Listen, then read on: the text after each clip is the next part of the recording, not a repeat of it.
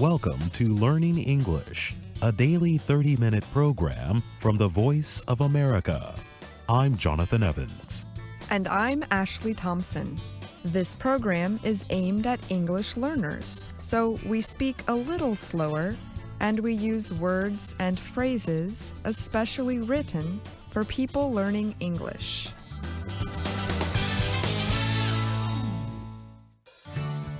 Today on the program, Ashley and I will bring you stories along with Katie Weaver and Alice Bryant.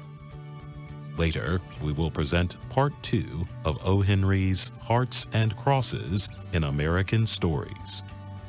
But first, Joaquin El Chapo Guzman has a record of breaking out of prisons.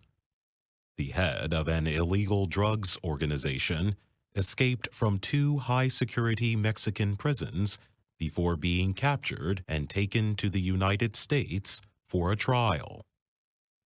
Last week, a U.S. federal court found El Chapo guilty of buying, selling, and transporting illegal drugs.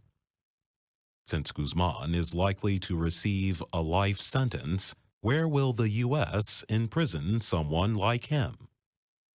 Experts say Guzman will likely serve his sentence at the federal government's Supermax prison in Florence, Colorado. The prison is also known as Administrative Maximum, or ADX. It is so secure and removed from society that it has been called the Alcatraz of the Rockies. Alcatraz was a highly secure federal prison on an island off the coast of San Francisco. ADX is located outside an old mining town about 2 hours south of Colorado's capital of Denver. The prison houses the nation's most violent offenders. Many of its 400 prisoners are held alone for 23 hours a day in 2.1 by 3.7 meter cells. The few objects in the cells are made of concrete. Cameron Lindsay had run 3 federal prisons, including the Metropolitan Detention Center in Brooklyn. He said, "I'd be absolutely shocked if he's not sent to the ADX." In 2015, Guzman escaped from the maximum security Altiplano prison in central Mexico. In that case, he communicated with helpers outside the prison for weeks using mobile phones. Guzman escaped through an opening beneath his shower. He then rode on the back of a waiting motorcycle through a 1.6-kilometer-long passageway to freedom. In 2001, Guzman got out of another top-security Mexican prison in a laundry basket. Mike Vigil is a former U.S. Drug Enforcement Administration agent. He said that Guzman had to have had help from people working in the prisons in order to escape. He added, "There is no doubt corruption played a role in both of his spectacular escapes." Bob Hood was a former warden of ADX Florence. He told the television program Inside Edition, "No one has escaped so far since 1994 when they opened." A report by the non-governmental organization Amnesty International found that prisoners at ADX often go days with only a few words spoken to them. Most prisoners at ADX are given a television, but their only view of the outside world is through a 10-centimeter window. The window's design prevents them from even knowing where they are housed in the prison.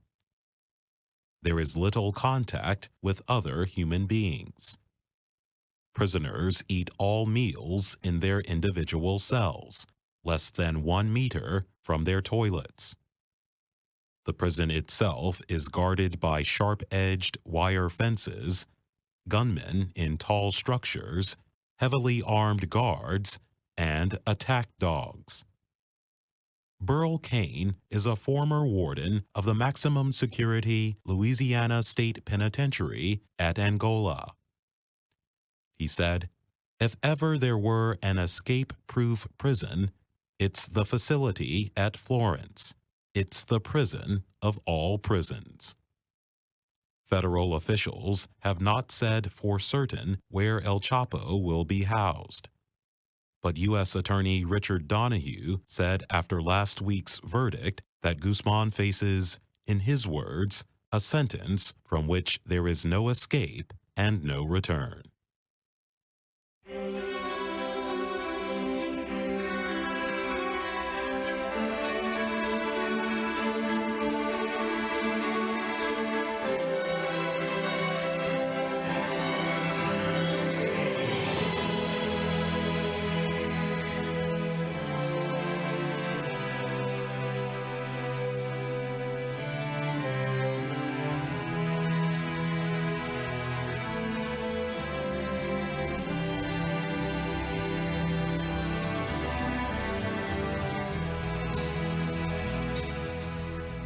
It may sound sickening to some of you, but many people can and do eat insects.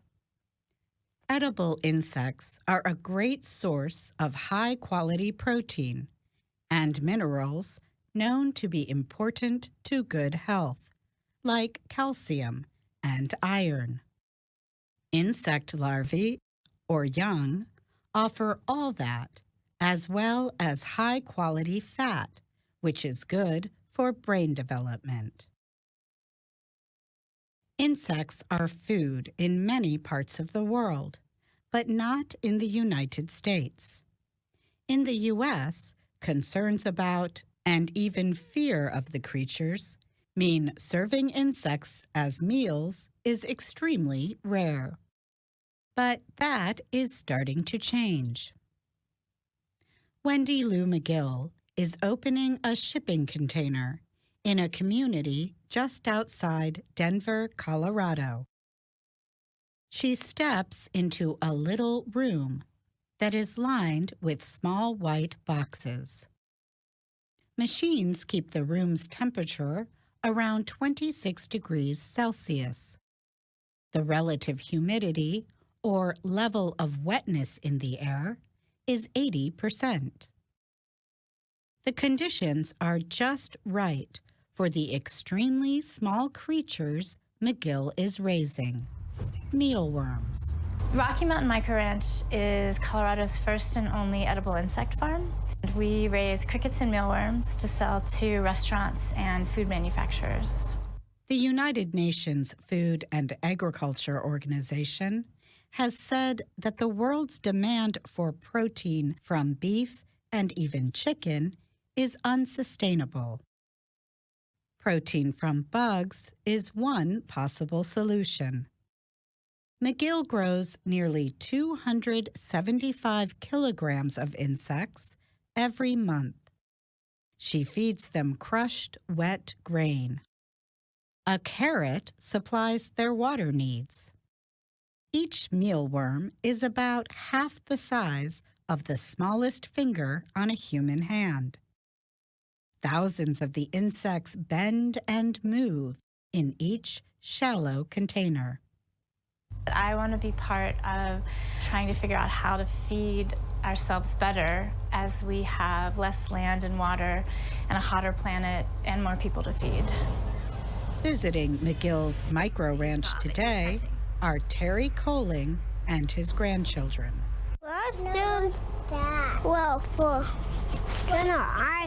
Andrew is almost 5 years old, and Zora is nearly 3. Like most Americans, they have never, ever eaten a bug. They do not seem to want to try one now, either. I don't think they are very appealing as far as something you put in your mouth. And you see them around dead things, and it just doesn't appeal to me to eat something that seems to be so wild. Another visitor to the insect farm already likes the idea of using bugs as food. I'm Amy Franklin, and I'm founder of a nonprofit called Farms for Orphans. And what we do is farm bugs for food, because in other countries where we work, they're really, really popular food. Franklin works in the Democratic Republic of Congo. In its markets, people sell live, wild-caught crickets and African palm weevil larvae to eat. These wild insects are only plentiful seasonally. Franklin says some Congolese orphanages grow African palm weevil larvae year-round in shipping containers. Most of the orphanages don't own any land. There really is no opportunity for them to grow a garden or to raise chickens. Insects are a protein source that they can grow in a very small space. Andrew and Zora are still unsure. To get them a little more used to the idea of insect protein, McGill brings out a small container filled with mealworms that have been cooked and salted. I think so. Can I just taste one? Yeah, one, totally. It's really crispy and salty. Tastes kind of crunchy and kind of yummy. Bugs also taste yummy at Linger, a Denver restaurant where Sean Bruno prepares gourmet grubs. Jeremy Kittleson is Linger's food director.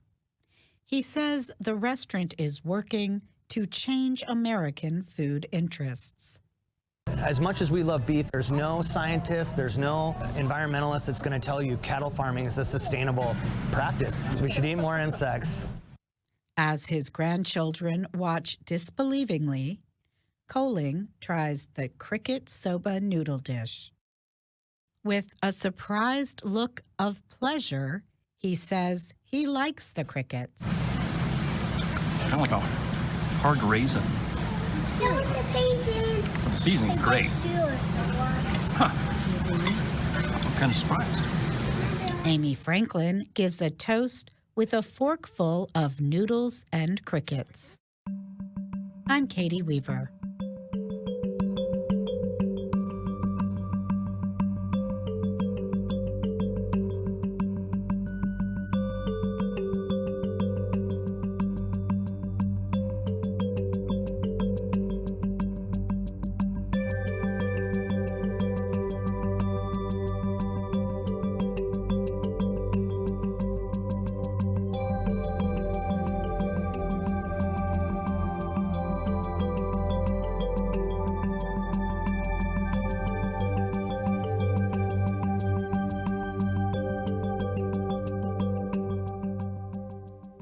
Alex Honnold lives life dangerously.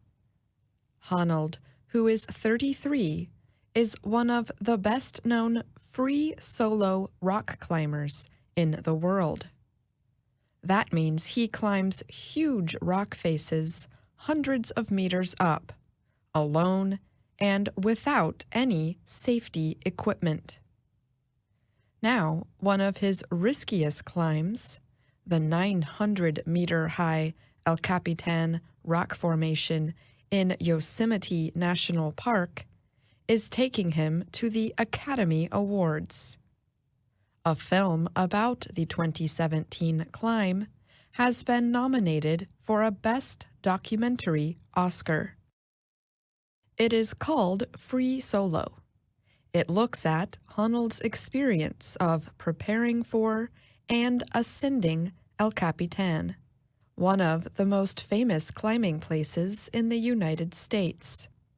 Many climbers make it their goal to ascend the huge wall, but most of them use the usual rock climbing equipment that helps keep them from falling to the ground. The extreme danger of Honnold's climb and the ever-present possibility of death causes great fear for those around Honnold in the film.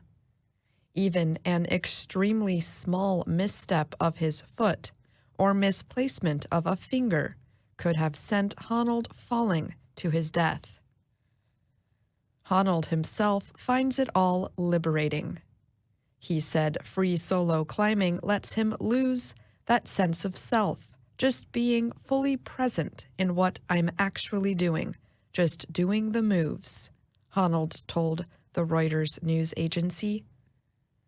At the center of the documentary is the problem that filmmakers Jimmy Chin and Elizabeth Chai Vasarhelyi struggled with during production. Whether recording Honnold's climb would make it more risky for him or lead him to take chances he would not normally take. We trusted him.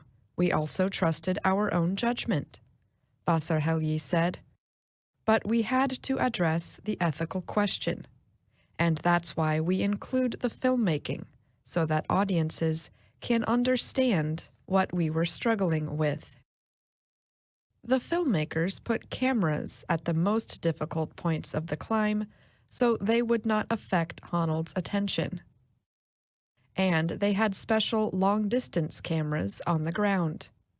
But camera operators still had to film much of Honnold's climb while connected to the side of the rock face with ropes. Vasarhelyi said the comment she hears most is how inspiring the film is. We've been just humbled by this outpouring from audiences, saying that Alex's courage gives them courage and that they're inspired to pursue their dreams, she said. The Oscars will be presented on February 24th at a ceremony in Los Angeles, California.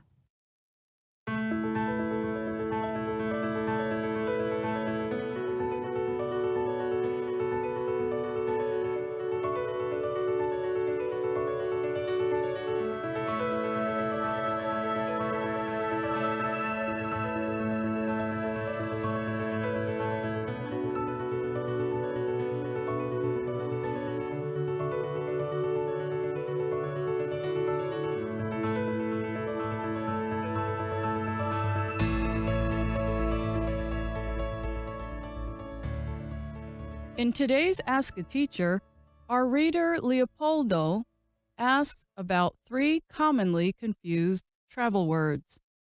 Here is the question. Hi, can you explain when it is correct to use trip, journey, or travel? Thank you for your answer. Hello, Leopoldo. Are you traveling anytime soon? If so, where are you going on your trip? I hope the journey goes smoothly and that you have a great time. Did you note how I used the words? I used travel as a verb and the other 2 words as nouns. That is how we use them most often. Now we will explore each word, beginning with travel. Travel is a verb that means to go to a place, and especially one that is far away. Far can mean long distances within the same country or to other countries. For instance, I have a friend who travels abroad a lot for work. travel can also be a noun that relates to the act or activity of traveling in general. For instance, The future of U.S. travel is not likely to include high-speed rail. a common mistake with travel is confusing it with trip, like this. I bought this souvenir on my travel to California. We rarely use travel with my, your, or other determiners. The word trip is a noun that means the act of going to another place and returning. For example, I bought this souvenir on my trip to California. we also often use the verbs go on or take with trip, like this. I took a long trip to California last year. And we say things like day trip, business trip, and road trip to describe different kinds of trips. We do not use the word as a verb for travel. The word journey is a noun that means the act of going from one place to another. But we use it in two specific ways. One is to talk about a trip that takes a long time, especially if there are either difficulties or discoveries in transit. For instance, I hope to take a journey across America by car one day. the other is to talk about a trip that does not involve physical distance, but instead is a process of learning or self-discovery, as in this. A 10-day vipassana is a kind of spiritual journey. We rarely use journey as a verb, except in some styles of writing. And that's Ask a Teacher. I'm Alice Bryant.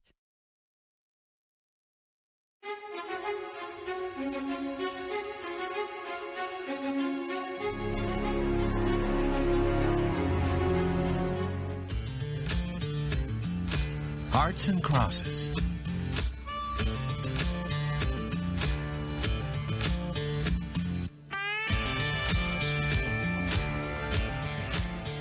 One day, a man named Bartholomew, not an important man, stopped at the Nopalito ranch house. It was noon, and he was hungry. He sat down at the dinner table. While he was eating, he talked. "Mrs. Yeager," he said, "I saw a man on the Seco Ranch with your name, Webb Yeager. He was foreman there. He was a tall, yellow-haired man. Not a talker. Someone of your family?" "A husband," said Santa. "That is fine for the Seco Ranch. Mr. Yeager is the best foreman in the West." Everything at the Nopalito Ranch had been going well. For several years, they'd been working at the Nopalito with a different kind of cattle. These cattle had been brought from England, and they were better than the usual Texas cattle.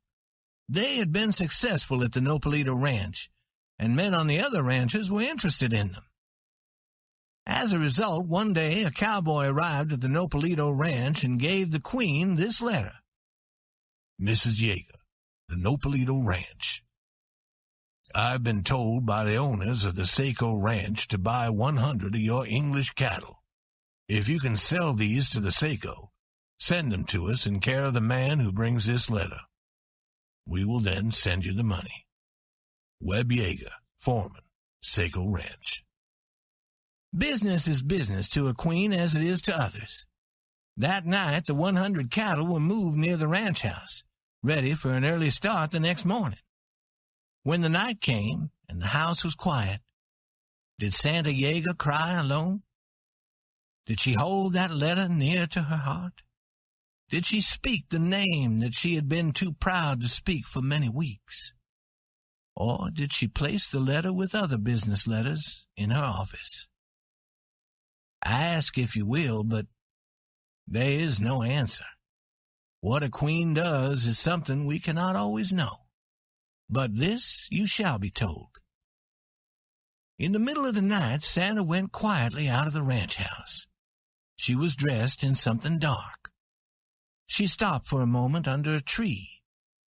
There was moonlight, and a bird was singing. There was a smell of flowers. Santa turned her face toward the southeast and threw 3 kisses in that direction. But there was no one to see her. Then she hurried quietly to a small building. What she did there we can only guess. But there was the red light of a fire and noise as if Cupid might be making his arrows. Later she came out with some strange iron tool in one hand. In the other hand, she carried something that held a small fire. She hurried in the moonlight to the place where the English cattle had been gathered. Most of the English cattle were a dark red, but among those 100, there was one as white as milk. And now Santa caught that white animal as cowboys catch cattle. She tried once and failed. Then she tried again, and the animal fell heavily. Santa ran to it, but the animal jumped up. Again she tried, and this time she was successful. The animal fell to earth again. Before it could rise, Santa had tied its feet together. Then she ran to the fire she had carried here. From it she took that strange iron tool. It was white hot. There was a loud cry from the animal as the white-hot iron burned its skin. But no one seemed to hear. All the ranch were quiet. And in the deep night quiet, Santa ran back to the ranch house and there fell onto a bed. She let the tears from her eyes, as if queens had hearts like the hearts of ranchmen's wives, and as if a queen's husband might become a king if he would ride back again. In the morning, the young man who had brought the letter started toward the Saco Ranch. He had cowboys with him to help him with the English cattle. It was 90 miles, 6 days' journey. The animals arrived at Saco Ranch one evening as the daylight was ending. They were received and counted by the foreman of the ranch. The next morning at 8, a horseman came riding to the Nopalito ranch house. He got down painfully from the horse and walked to the house. His horse took a great breath and let his head hang and closed his eyes. But did not feel sorry for Belshazzar the horse.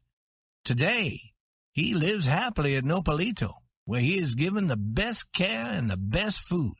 No other horse there has ever carried a man for such a ride. The horseman entered the house. 2 arms fell around his neck, and someone cried out in the voice of a woman and queen together, "Webb! Oh, Webb!" "I was wrong," said Webb Yeager. "I was and he named a small animal with a bad smell, an animal no one likes. "Quiet," said Santa. "Did you see it?" "I saw it," said Webb. What were they speaking of? Perhaps you can guess if you have read the story carefully. "Be the cattle queen," said Webb. "Forget what I did if you can. I was wrong as—" "Quiet," said Santa again, putting her fingers upon his mouth. "There's no queen here. Do you know who I am? I am Santa Yeager, First Lady of the bedroom. Come here." She led him into a room. There stood a low baby's bed, and in the bed was a baby, a beautiful laughing baby, talking in words that no one could understand. "There's no queen on this ranch," said Santa again. "Look at the king. He has eyes like yours, Webb. Get down on your knees and look at the king." There was a sound of steps outside, and Bud Turner was there at the door. He was asking the same question he had asked almost a year ago. "Good morning. Shall I drive those cattle to Barber's, or—" He saw Webb and stopped with his mouth open. "Pop, pop, pop, pop, pop, pop, pop," cried the king, waving his arms. "You hear what he says, Bud," said Webb Yeager. "We do what the king commands." And that is all, except for one thing. When Old Man Quinn, owner of the Saco Ranch, went to look at his new English cattle, he asked his new foreman, "What's Nopalito Ranch's mark?" "X over Y," said Wilson. "I thought so," said Quinn. "But look at that white animal there. She has another mark, a heart with a cross inside. Whose mark is that?"